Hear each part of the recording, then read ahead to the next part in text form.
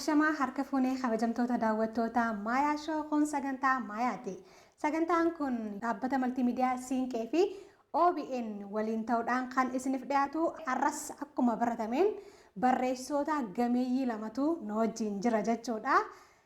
Barreessaa Darajjee Baharuu fi ogeessa litireechara yookaan immoo ogeessa hogbarruu fi barreessaa gameessaa kan ta'e Yaasoo Abbabaa Hordofaatiin nu wajjin jira jechuudha.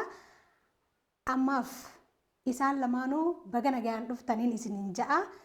Isin lameenuu akka asitti naaf argamtan waliin barbaadee fi kitaaba miilaan eebbifamee bahee jeneraalicha jedhu dhiyeenya kana magaalaa Finfinneetti bifa addaatiin eebbifameeti kan jiru. Gammachuu guddaatu nutti dhaga'ama. Hogbarruun Oromoo yeroodhaa gara yerootti qabsoo meeqaan tamiin torbaan tokko keessatti kitaabonni 5 ol eebbifamutti jiranii gammachuu guddaan natti dhaga'ama. Isin lameen daawwattoota keenyaaf bakka takkatti agarsiisuun kiyya sababni guddaan jeneraalicha nam lama taatanii walii galtanii waa'ee goota keenya jeneraal Taaddasaa Birruudhaa waan barreessaniif galatoomaan isiniin ja'a. Kanaafuu ammaaf torbaan kana barreessaa Darajjee Baharuu wajjin turtii taasisneeti. Torbanichi aanu immoo Yaasoo Abbadaa wajjin wal agarraa jechuudha. Torbaan gaarii isiniif haa ta'u. Hayyee kabajamtoota daawwattoota Maayaa Shoo barreessaa Yaasoo Abbadaadhaa torbaaniif beellamne anaa fi Darajjeen istiidiyoo maatti hafneetii jirra. Turtii keenya itti fufna jechuudha. Hamma maayyii sagantaa keenyatti nu wajjin turan affeerraa keenya. Hayyee baga nagaan dhufte irra deemuudhaani kitaabota hankee jeneraalicha kan Yaasoo Abbadaa wajjin barreessan malee dhahaa mataatii fi akkasumas kitaaba waa'ee seenaa Balaayi Zallaqaa Qilxuuxiin si beeyna. Isaanuma irraa ka'umsaa goonee haasoo keenyatti fufnu. Isa dura kitaaba Oromoo fi Finfinnee jedhu Finfinneen iddoo dhahannaa qabsoo Oromoo waan taateef waa'ee Finfinnee fi Oromoo kana dura barreessin ture. Kan Balaayi Zallaqaa kan Abaabayyuu Balaayi Zallaqaatiin barreeffame Haacaaluun deeggarsa godhee fi isa afaan Oromootti hiike dhahmataa dhumarratti immoo jeneraalicha kan jedhuun gara ogbarruu Oromootti itti dhihaachaa dhufne jechuudha. Hayyee ka'umsi kee maal ture mee? Ka'umsi kiyya barreessuudhaan walitti qabu maarshii jijjiiruu waan fakkaatu tokko jira. Hayyee. Maarshii jijjiiruu jechuun parsanaalii nama saayinsii hawaasatiif uumame garuu saayinsii uumamaa barate ammoo deebi'ee saayinsii hawaasaa keessa jiraatu. Isa san immoo saayinsii hawaasatiif uumamaa immoo walitti fidee seenaa Oromootti ibsu. Waaw baay'ee bareedaadha. Ogummaan keessa gama saayinsii uumamaatiin hoggaa deemnu maal jenna kaa? Keemistirii ture. Keemistiidha. Keemistirii irraa gara ogbarruutti waan tokkirratti sidaan si galchee. Dubbuma biyya kanaatti dugda garagalaa waan ta'eef itti garagaltee olaalte malee hin ta'u. Kanaafuu keemistiriin gara ogbarruutti maarshii jijjiirrate waan saayinsii uumamaa keessa jiru saniin waan saayinsii hawaasaa keessa jiru ibsuudhaaf dhahmataa jennee kan dhufne saniif. Keessumattuu ati kitaabonni ati barreessitu kitaaba seenaa irratti hundaa'anidha. Asoosama miti jechuudha. Kun immoo cimina guddaadha kan barbaadu. Mee akkamitti keessaa baataatti sirraa barata waan ta'eef kaasiif. Silaa akka sekwensii yookaan isteejii barruu Oromootti asoosamni uumuudha kireetiivitiidha. Cimina nama barbaada seenaa barreessuu caalaa. Garuu immoo kamtu dursaa? Amma fakkeenyaaf daa'ima daabboo barbaadu tokko fiddee foonoo kenniteef tariinuu dhafaadha. Sa'a kanatti maal barbaada Oromoon? Sa'a kanatti laban nama jiru kun seenaa isaa bareechee beekuu barbaada. Isumaan iyyuu seenaa gosa lamaan qabnu kana jechuudha. Tokko warra nurraa fudhatame osoo keenya ta'ee jiru kan Oromaa ta'utti kan beeknu jechuudha. Lammaffaa immoo keenyuma ta'ee garuu kan nuti hin beekne. Kana baruu barbaada jechuudha. Dhaloonni amma jiru sun. Namni seenaa of hin beekne immoo bishaan gabatee irra beekte yoo bubbeen gara si rukuttu as dhangalaati. Yoo gara naa rukuttu immoo gara dhangalaati. Yoo nuti seenaa keenya hin beekne hin barreeffanne hin barsiifanne waanuma Ormi nuun jedhe dhaggeeffanneet garuma namni deemaa nuun jedhetti deemna jechuudha. Yoo kun keetti nuun jedhan kiyya jennaan. Yoo ammoo keessa ni miti keenya miti jennaan. Kanaaf ejjennoo qabannee dhaabbannee seenaan keenya kana fakkaata jechuudhaaf dhaloonni ammaa seenaa ofii beekuu qaba. Seenaa kana immoo seenaa ofii yoo nuti himanne malee ormi nuuf himu hin du'a malee jedhee Hacaalu. Dhugaa. So san sirriitti dhaloonni kun beekuu waan qabuufin gara seenaa kanatti xiyyeeffadhe malee waan kaanillee itti fufa. Baay'ee gaariidha. Akkuma ati jette seenaa keenya yoo ifimne malee namni nuuf himu hin jiru. Namoonni hedduu gurguddoo ta'an xaaliyaaniin asii abbaatu ifimaa jaani akka jechamaatti illee jechuudha. Waan bareeda keessa jirta. Kitaaba seenaa gaa kitaabota haanirraa kanatu kanarraa caala wanni jaamu ni jira jee yaadu akka nama tokkootti. Garuu wanni kitaaba seenaa keessa ni cima jee yaadu tokko ragaa argachuudha. Ragaa qabatamaa irratti yoo hundaa'e malee kitaabni tokko yoo akkanumatti barraa'e tarii amanamummaan isaa hagamta akka jiru san gaaffii keessa nama galchaa jechuudha. Gama keetiin maal fakkaatame? Akka carraa kitaabota hagammaa seenaa lamaa fi kitaaba quyyee tokko barreesseen kitaaba seenaa lamaan keessa tokko ogeessa ogbarruu yaasoo wajjin barreesse. Akka carraa ta'ee lamaan isaa seenaadhaan wal qabatu lachiin iyyuu ragaa qabatamoo madda seenaa sadarkaa tokkoffaa baay'ee isaa madda seenaa sadarkaa tokkoffaa irraa kan arganne. Maaliif adeemsa seenaa keessatti maddi seenaa sadarkaa tokkoffaa lammaffaa sadaffaa kan wanti jedhu waan jiruuf jechuudha. So sangachuudhaaf garuu dhamaatii barbaachisa. Yeroo baasuu barbaachisaa, parsanaalii dhama'uu dafquu barbaachisaa, horii baasuu barbaachisaa, wannummaan tolaan dhufu hin jiru jechuudha. Yoo akkas hin goone immoo uummata kana waan madaalu hin hojjettu. Uummanni Oromoo kun uummata jabaadha jennaa mire. Waan jabaa isa fakkaatu isa madaalu hojjechuun immoo barbaachisaadha. Waan san argachuudhaaf immoo dhama'uu barbaachisa jechuudha. Yoo hin dhamaane garuu wanti argamu hin jiru. Kanaaf itti dhama'ame ragaawwan madda seenaa sadarkaa tokkoffaa ta'an hedduusaa aksas godhamee kitaabonni akkas akkasii kun as bahan jechuudha. Hayyee. Hayyee kaa kabajamtoota daawwattoota Maayaa Shoo kun sagantaa Maayaatii aan qopheessuun sagantaa kanaa har'a Shattarrafaa Faajiiti. Keessummaan kiyyaarraa immoo barreessaa Darajjee Baharuudha. Turtii keenyaan hamma ta'e itti bashannanaa immoo barumsa guddaa irraa argachaa jirtan jeetiin abdadhaa. Turtiin keenya ammallee itti fufaan isin jaa. Hayyee akkuma jette seenaa irratti hundeeffatanii gaafa barraa ragaa tokkoffaarraa hamma ragaa lammaffaa ja'anii sadaffaatti illee barbaaduun kun ni jira. Bu'aa ba'iin jiru hoo maal fakkaata? Bu'aa ba'iin jiru tokkoffaa ulfina bu'aa ba'ii saniiti. Lammaffaa immoo waan achi keessatti quunnamu. Kun hundumtuu kan madaalamu garuu ka'umsaa fi waan ati fuulduratti arguun barbaada jettee barreessituuf san isatu murteessa jechuudha.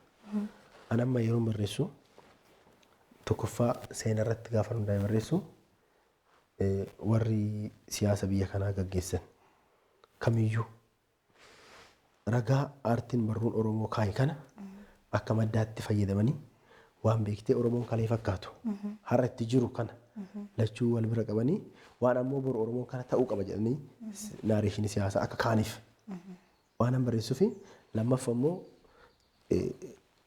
iddoo sabni kun akka baruutti barruudhaaf qabu san ol kaasee ilaaluu qaba jedhee yaada. San maaliif hin jedha seenaa addunyaa kana keessatti biyyoonni baay'ee barreeffatan baay'ee waan isaanii addunyaan kun dubbataaf. Fakkeenyaaf Oromoo keessatti sirni gadaa umurii waggaa 6,500 olii qaba.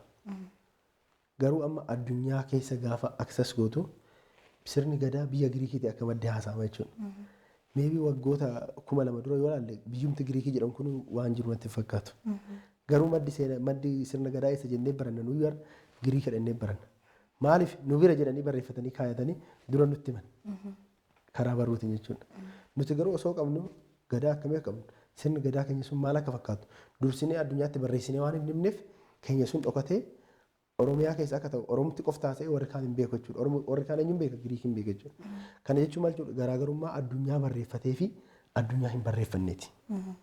Kanarraa maal hubannaa warri barreeffatu warra moo'uu danda'u akka ta'e irraa baranna jechuudha. So wanti ati dadhabbiin atas keessatti dhamaatu kun waan xiqqaa ta'uu isaa gadi qabdee arguu kan dandeechu yoo galma kana hubatte jechuudha.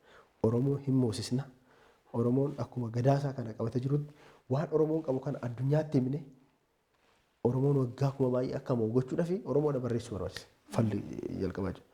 Hayyee seenaa barreessanii himamsa yookaan immoo hima afaanirra afoolarra gama barreeffamaan fiduun cimna guddaadha. Waan guddaa waan barbaadamulleedha.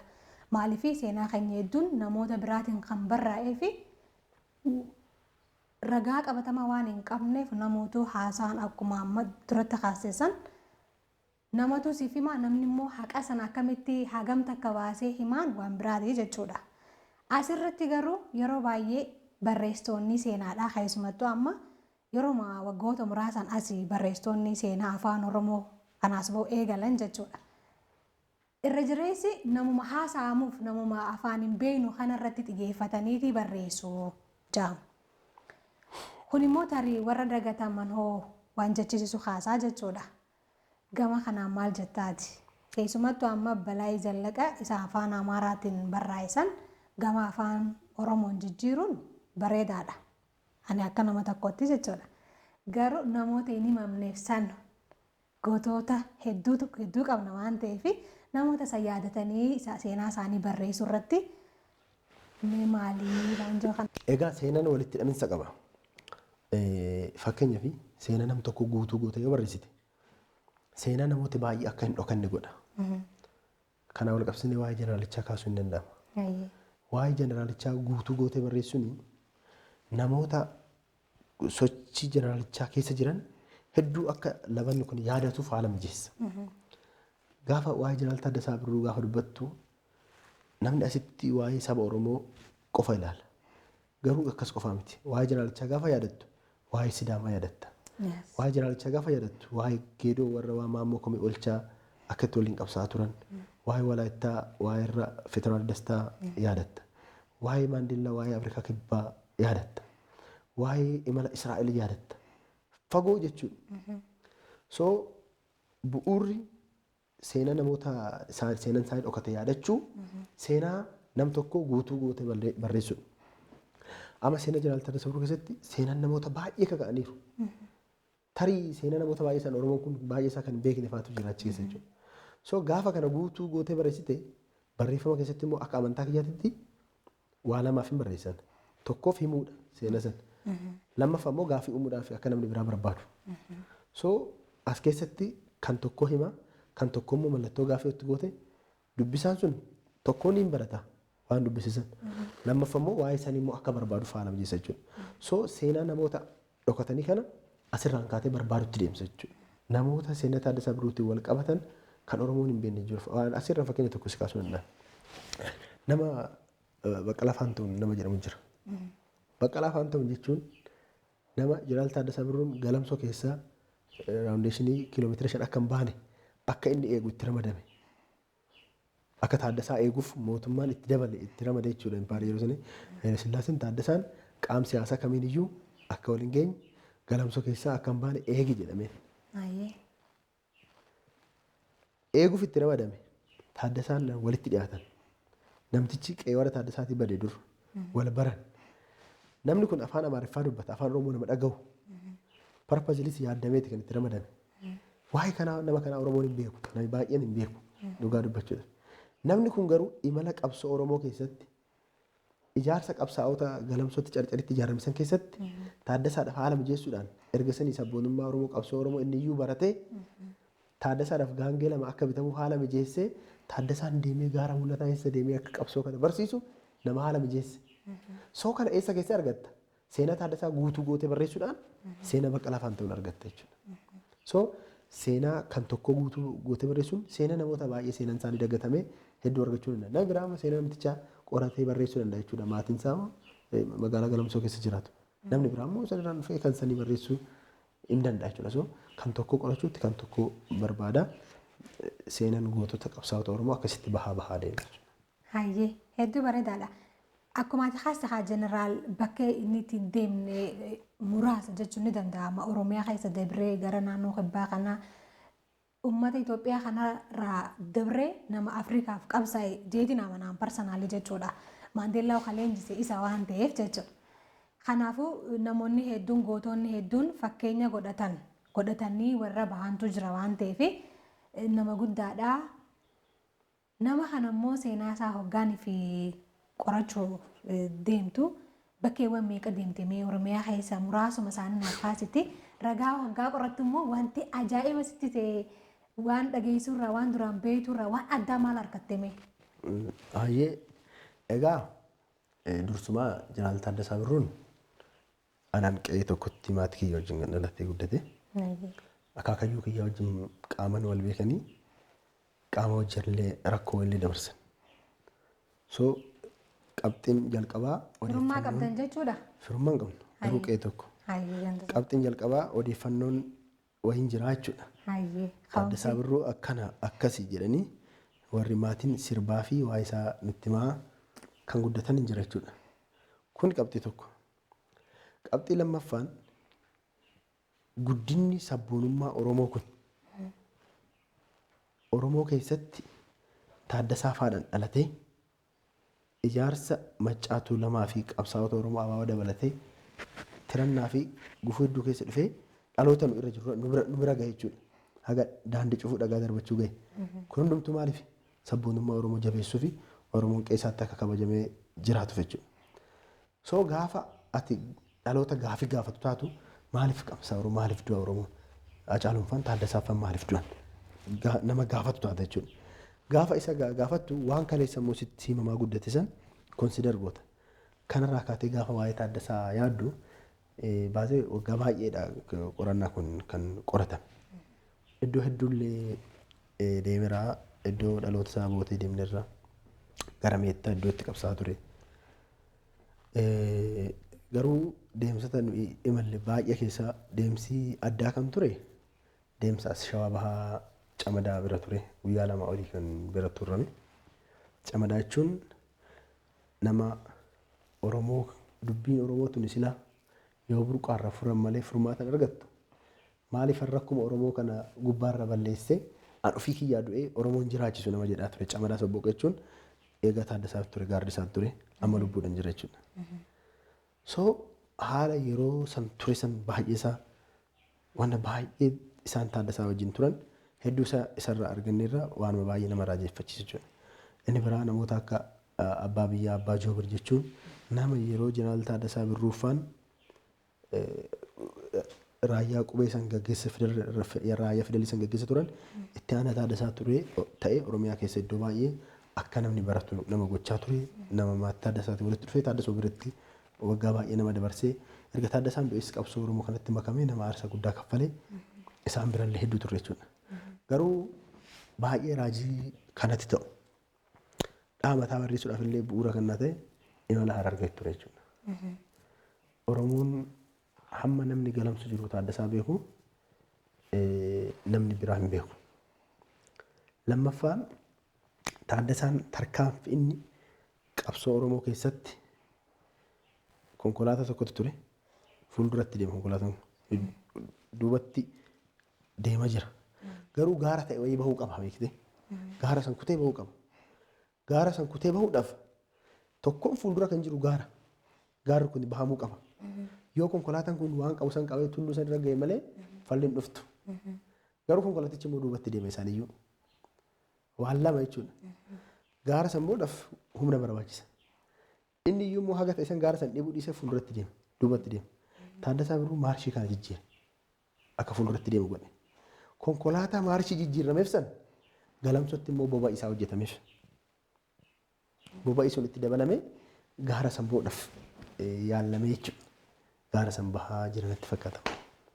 So wanni galamsoo jiru baay'ee ulfaataadha. Baay'ee galamsoo seenaa qabsoo Oromoo keessatti iddoo gahee guddaa wanti hedduun itti raawwate jedhee namana akka ofii kiyyaatitti. Namoonni yeroo san waan baay'ee wajjin godhan ijaarsa qabsoo jalqabaa Elemoo fa'aa Taaddasaa fa'aadhaan wal qabatee jiru kan Ahimad Taqii fa'aadhaan wal qabatee jiru wanti naannoo san jiru waanuma baay'ee nama raajeffachiisu tokko. So anaaf adeemsa qorannoo seenaa kana keessatti wanti galamsootti argee sila dugdaan dhungatanii hundas hin dubbatani. Walumaa galatti garuu waanuma ajaa'ibaa ture. Dhahamaa taateefis bu'uura nuu ta'e jechuudha. Achitti wanti sun ta'umsa. Hedduu bareedaadha. Hayyee haa kabajamtoota daawwattoota Maayaa Shookoon sagantaa Maayaatii walta'iinsa maltiimiidiyaa Siinqee fi OBN waliin ta'uudhaan yeroo marasaa kanatti kan isiniif dhiyaatu turtii barreessaa Darajjee Bahaaroo wajjin taasisaa jiru waa hedduu irraa barachaa akka jirtan keessumattuu seenaadhaan wal qabate waan hedduu irraa buufachaa akka jirtan abdii guddaadhaan qaba turtiin keenya ammallee itti fufaa nu wajjin ta'an isiniin ja'a. Dhahaa mataa kaastee jirta. Anis sirriitti akka kaastuun barbaada. Mata duree isaa qofa osoo hin ta'in dhahaa mataan kun mataan isaa itti fufaa laata waan joon gaafii siif qaba jechuudha. Dhahaa mataa jechuun waan sadii of keessa qaba. Dhahamuu, dhahuu fi dhahachuudha. Shurbaa dhahachuu.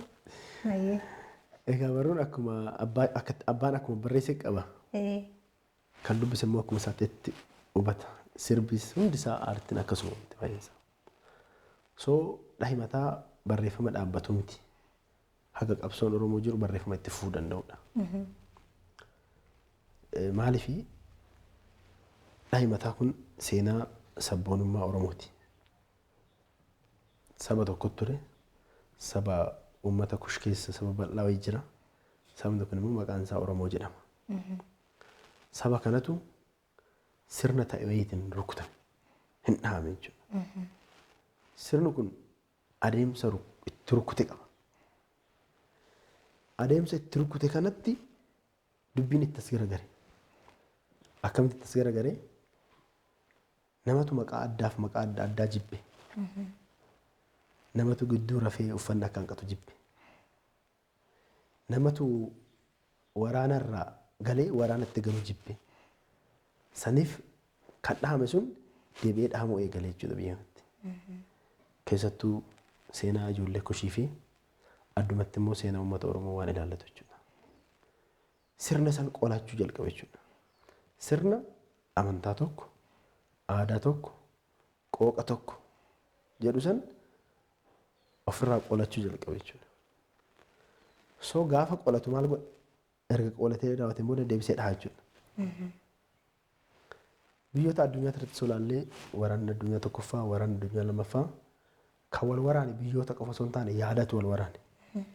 Waanuma santu biyya Itoophiyaa kana keessa ture. Waan fiudaalistii jedhamu jira, waan naashinaalistii jedhamu jira. Naashinaalistiitu qolachuu eegalee deebi'ee rukutuu eegalee warreen rukutaa jira jechuudha ammas. Erga rukuteen booda immoo maal godha? Surree Oromitti kaayisan baaset akka isaa ta'utti hodhatee deebi'ee dhahata jechuudha. Amma kabarii fuula kitaabichaa yoo ilaalte mataa dhaachaa jirti. Bareeduu fi miidhe Islaammoo hin bochi. Matichi immoo dhahamee hin dhumne dhahamaa jira garuu jalqabeera. So dhaha mataa jechuun dhahamuu, dhahuu fi dhahachuu jechuudha hiikansaa. Ayyee. Tarii ogummaa hanqee hoggaanaaf kaastu ati keemistiidha. Hoggaan amma hoggaa ati haasoitus kitaabota hanqeerraa waan nu badheessa amma ta'e tarii Darajjeen nama hogbarruu barachuu qabuutu keemistirii baratee gaafii jawutu na keessa dhufe ati maal jettu? Wantichi ta'uun oolu an parsanaalii nama hawaasaati. Garuu akkamitti akka ta'e hin beeku. Akkamiifis akka ta'e hin beeku. Saayinsii uumamaan baradhe jechuudha. Wannummaan immoo bakkaaf didaa golma kiyya na galche. Ammoo barruu keessatti san immoo barachuun immoo faayidaa qaba. Dhaha mataa yoo laalte achi keessatti wanni saayinsii uumamaa keessa jiru hin jira jechuudha saayinsii hawaasaa kana keessa. Adeemsa qabsoo Oromoo kana keessatti namticha tiyoorii jira daarwiinizim tiyoorii kan jedhamu jira saayinsii baayoloojii keessatti saayinsii noormaali saayinsii uumamaa keessa jira jechuudha. Biqiltuu tokko jira biqiltuu gammoojjiin kun hin jira. Biqiltuun gammoojjii kun yeroo bonni itti hammaate baala harcaafata. Baala harcaafateet sababa baala harcaasuu isaaniin hundee fi jirma isaa san jiraachisa. Barri darbeet roobni roobaaf deebi'ee baala biqilcha. Baala saniin lalisee immoo firii buusa jechuudha. Adeemsi qabsoo Oromoo illee kanaan wal fakkaata. Oromoon kun gaafa dhaamu baala harcaase. Baala harcaasuu jechuun qabsoo isaatiif ijoollee isaa Taaddasuma amma kaasin irraa qabee elemoo qilxuu irraa waraana galamsuutti wal qabatee namoonni baay'een harcaan harca'uun isaanii sun akka roobni dhufu godhe jechuudha. Deebi'ee immoo dhahuu eegale. Oromummaan finiine hin ta'u jedhan hin baranne dhaloonni kun. Dhaloota kana jechuun dhaloota uumaraa dhowwuu hin dandeenye. Oromiyaan ijaaramte jechuudha. So akkuma baalli sun deebisee biqilchu san Oromiyaa wanni jedhamu kun sararamee qoolachuu eegale jechuudha dhaloonni kun. Akkamitti immoo dhahatee fixataan isa warra siyaasatti fidhiisan. Akka barruutti garuu daaroonizimiin saayinsii uumamaa keessa jiru sun gaafa saayinsii hawaasatti ibsitu kana fakkaata. So wanti saayinsii uumamaa keessa jiru saniin saayinsii hawaasaa keessa jiru kana wal bira qabdee paaralaalii tiyoorii saayinsii uumamaa keessa jiru saniin saayinsii hawaasaa kun kana fakkaatatti nama ibsuuf haa ta'u dhahamataa keessa.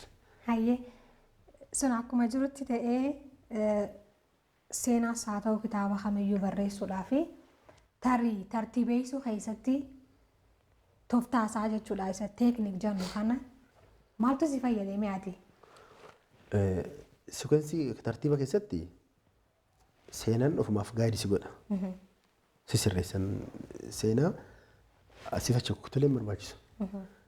Garuu yeroo baay'ee waan hin barreessan yaasoo barreessa yaasoo namatti balleessite sirkutulee danda'a. Dhimma barruu Oromoo irratti tolereetiin godhu waa xiqqoolle maan ta'an. So waan baay'ee na barsiise akka barruutti. Gara seenatti gaafa dhufnu garuu seenaan ofuma isaatti sikuensii mataa isa qaba. Akka barreeffamoota kaanii filosoofii biraa barbaadu dhiisuu danda'a jechuudha. Adeemsi seenaa sanii ofumaafiyyuu akkatti inni sirna ofii si qabsiisatuuni akkatti xumurtu si godhatu jechuudha. Hundumaafiyyuu garuu waan kaatetii fi iddoo ati ittiin gahuu barbaadu santu immoo si qaba. Hayyee mee kitaabota akkamii dubbistaati fi hangee hoggaanii fi dubbistu kitaaba akkamii filatta kan sitti tole immoo kamiin? An parsanaalii parsantii 50 ol kitaaba nama dubbisuu jaaladha. Namoota buleeyyii, jaarsolii, namoota wajjin haasa'uu jaaladha yeroo baay'ee. Lamaffaa kitaaba seenaatii fi kitaaba tiyooriiwwan adda addaan baay'inaan dubbisa. Kitaabni an akka seenaatti baay'ee dubbisu seenaa Oromoo Gajaarraa 16ffaa fi Gizitiif Gizootidha. Akka Oromootitti kitaabni ulaa seenaatiin as bahan baay'ee gaarii ta'an. Akkas yoon bahe immoo keessattuu kitaaba baay'ee Oromoo ittiin rukutuuf barreeffaman dubbisan. Fakkeenyaaf biyya kana keessatti namni Abbaa Baarii akkas jedhee barreessa. Abbaa Baarii namni jedhamu normaaliin jiru uumameeti akka Oromoo ittiin rukutuudhaaf. Garuu san booda Abbaa Baarii Dirsatochi jedhamee Oromoo kana ittiin dhabamsiisuudhaaf immoo wanni baay'ee barreeffame yaa milkaa'uu diduu malee. Faallaa wantoota dhaabbatan immoo baay'inaan nan dubbisa. Kan ulaa Oromootiin immoo haqa Oromoo qabatanii as bahan immoo seenaa Oromoo Gajaarraa 16ffaa kan jedhuu fi Gizitiif Gizooti kan jedhu baay'een dubbisa. Hayyee kitaabota seenaa hedduu barreessitee keessumattuu immoo jeneraalicha kana jechuudha. Kitaaba guddaadha. Hedduun si dinqisiifadha ani akka nama tokkootti jechuudha. Maaliif akkanatti qindeessanii hawa mataansaa hiikaa guddaa qabaa siis ta'ee kitaaba kana nam lama taatanii ogeessa warroo fi barreessaa Yaasoo Kabbadaa wajjin haa barreessanii isin lameenuu galata guddaadha uummata biraa qabdan jeetiin abdadha. Kitaabonni kun garuu gara afaan biraatiin keessumattuu afaan Ingiliffaan hiikuudhaaf yaada qabdanii sin jechuu barbaada. Yaada qabna. Akkuma dura sii kaase waa'ee keenya duraan beekuu qabna waa'ee keenya. Itti aansee warri nu jibbullee beekuu qaba. Dhugaa. Sadaffaa immoo addunyaatti himachuu qabna. Yoo akkas taane tarkaanfiin qabsoo fi moo'icha Oromoo ittuma fufaa deema. Ittuma jabaataa deema jechuudha. So sun immoo kan ta'uu danda'u afaan Oromoo dhagahuutti yoo hiikate afaan namoonni biraa dubbisaniin yoo barraa'e wanti sun galma gaarii gaata waan ta'eef afaanota biraatti hiikuudhaaf illee yaada inuma qabna. Afaan irra darbee seenaa Taaddasaa Birruu fiilmiidhaan akka hojjetamuuf haala mijeessuudhaaf ooredii iskiriiptii isaa gara xumuruutti jira jechuudha. Wanti baay'een hojjetamuu waan qabuuf maaliif qabsoon Oromoo kun gaarii ta'uu qaba. Abbaa itti godhachuu qaba waan ta'eef aga fiilmiitti illee aga hojjetamu yoo namni danda'e immoo siidaan isaallee. Muuziqaan tokkollee qophaa'aa akka jiru qoma qabaachuudhaan ture. Muuziqaan isaa qophaa'eera. Ooredii xumurameera. Hayyee ani eebba kitaaba kanarrattis qaamaan argameen ture waan ajaa'ibaa sagantaa eebba kitaabota afaan Oromoo biraarraa waan addaa ta'e tokko argeetiin jira. Tarii namoonni biraallee akka muuxannootti isinirraa baratan jee kan inni itti gammade tokko namoota sabummaadhaan Oromoo ta'anii fi afaan Oromoo dubbataniin alatti sabaaf sablammiiwwan hedduu hirmaachistanii jirtan eebba kitaaba kanarratti jechuudha. Akkaatuma itti qindeessantu ajaa'ibatti ta'aa ture waan ta'eef hanga biyya alaarraa namni dhufee irratti hirmaachaa ture. Dhimma Oromooti. Dubbiin immoo dubbii jeneraalichaati. Karaa tokkoon kun hin jira jechuudha. Karaa lammaffaan immoo akkuma dura sii kaase ilaalchi ani namni biraa ittiin ilaalu fi ani barruu Oromoo ittiin ilaalu yookaan nama biraatu dogongoreera yookaan adda dogongoreera isan hin beeku. An barruun Oromoo dhimmi barreessu Oromoof barreessuu akkas ol ka'uu qaba. Waan hundumtuu isarraa micateet waa gochuu qaba. Hawaasummaan, siyaasni, waan marri sanii gaditti kan ta'uu qabu jedheetiin amana akka kootti jechuudha. Lammaffaa dubbiin dubbii jeneraalichaa gaafa ta'u jeneraalichi immoo jeneraala waan maraa yoo ta'e namni jeneraala qabaate immoo waan mara yoo kan qabaatu ta'e warra mara wajjin waan kana hojjechuu qabna jechuudha. Sadaffuu seenichumatu gaayidsi godha. Taaddasaa Birruu warra Sidaamaa waldaa Amaaraa Dubbaalee wajjin miseensa Maccaaf Tuulamaa ture waan baay'ee godheef. Warra Geedoo wajjin gaafa jeneraal Taaddasaa Birruun kolfeetti waraanni 12,000 waraanni mootii Haile Sillaasee itti marsu Taaddasaa durammaa anatti du'uu qaba jedhee Maammoo Komii Olchaa duuban waraana Haile Sillaasee irratti miseensa Maccaaf Tuulamaa kan ture isarratti waraana bare. Ijoolleen isaallee eebba sanirra turan jechuudha. Hadiyyaa wajjin akkasi haalli qabsoo ijaarsa Maccaaf Tuulamaa Maccaaf Tuulamaa irraa immoo ciniinfatee abaawoon akka dhalatu kan godhe gaheen Taaddasaa fa'aa ijaarsa bilisummaa Oromoo keessatti gahee olaanaa ture. Wanti sun gaafa ta'u Oromoo qofa naashinaalizimii barsiisuudhaan osoo hin taane Sidaaman, Hadiyyaan, warri Walaayittaallee akka baratamu godhameeti. Namtichi Federaal Dastaan warri Walaayittaa sun gaafa Haile Sillaaseen du'a itti murteessee gara fuudha ka'u shiftaa lama mogorii bitanii akka inni isarratti duuti murtoofne kan godhan warra kana jechuudha. That means adeemsa sabboonummaa sabni kun saboonni warra kibbaa kunis kan mataa mataa ofii ijaarratan wal utubaa ture jechuudha.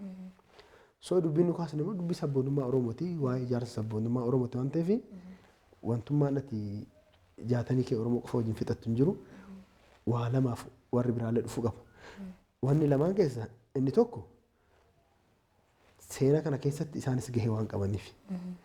Lammaffaan immoo warri kaan immoo hagama akka Oromoon hawaasummaadhaan kan ofiirra darbee akka har'a dhimmi siyaasa Oromoo waan baay'ee kaan gandatti kaan maalii deebise kana osoo hin taane dhimmi sabboonummaa Oromoo hawaasummaan isaa kan Oromiyaa keessarra darbee kaaniif illee maal akka fakkaatu kan itti argisiisne jechuudha.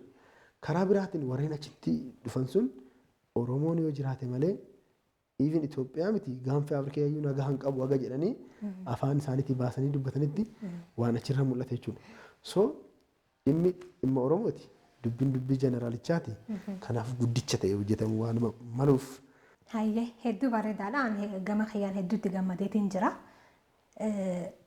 Horeen isiniif qindeesseellee dhugaa jechuudhaa fi galatoomuudhaa qaba. Warri kunillee waa hedduu irraa baratan waan majoofiin kana kaase. Seenaa gaa waa lamaaf haa tokko irraa barachuudhaaf tokko immoo irraa barachuu dhiisuudhaaf daallarni isa jedhamu kana jechuudha. Kanaafuu seenaa gootota keenyarraa wanni nuti barannu hedduutu jira waan ta'eef maal irraa barachuu qabnaa jette dhaloonni amma jiru kun keessumattuu jeneraalichaarraa maal dhaaluu qabna? Silaammaa jeneraalichaarra wannummaan hin dhaalamne hin jiru. Kamma jeneraala waan maraa waan ta'eef jechuudha. Bilisummaa irraa dhaallaa, barnoota irraa dhaallaa, barnooti immoo bu'uura waan hundaati. Nama baratetu gaafi bilisummaa, gaafi mirga isaa gaafata. Wannummaan barruu Oromoota irraa jeneraala qofa osoo hin taane wanni irraa hin baratamne irraa hin dhaalamne hin jiru seenaa gootota keenyatirraa.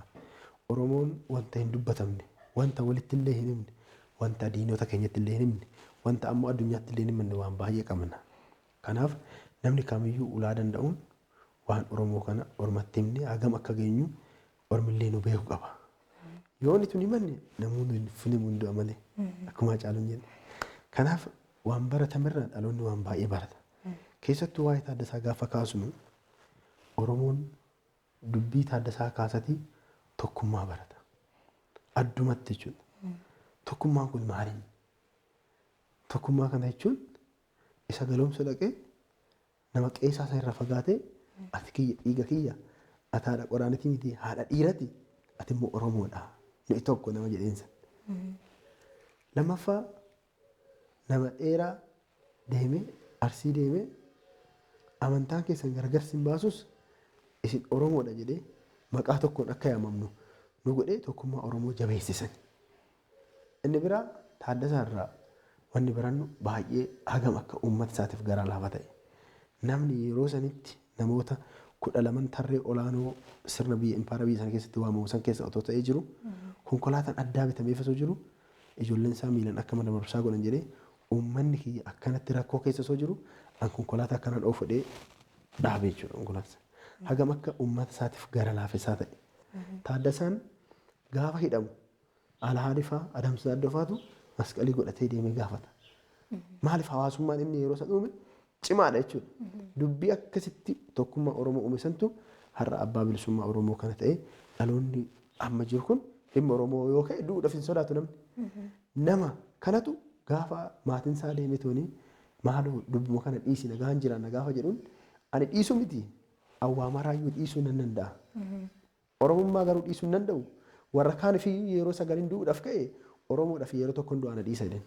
So barbaadetti du'uullee nu barsiisee jechuudha sabboonummaa Oromootiif. Dhaloota santu irraa barate deemee du'eefit dhaloota kana du'aan illee hagam akka jaalatu itti barsiise jechuudha. Kanaaf Oromoo Taaddasaa irraa kan baratu hawaasummaa, tokkummaa, gara laafessummaa, Oromummaadhaaf du'a isa dhumaa kan itti deebitee illee laallee kana du'uufillee dhaloonni kun irraa barata.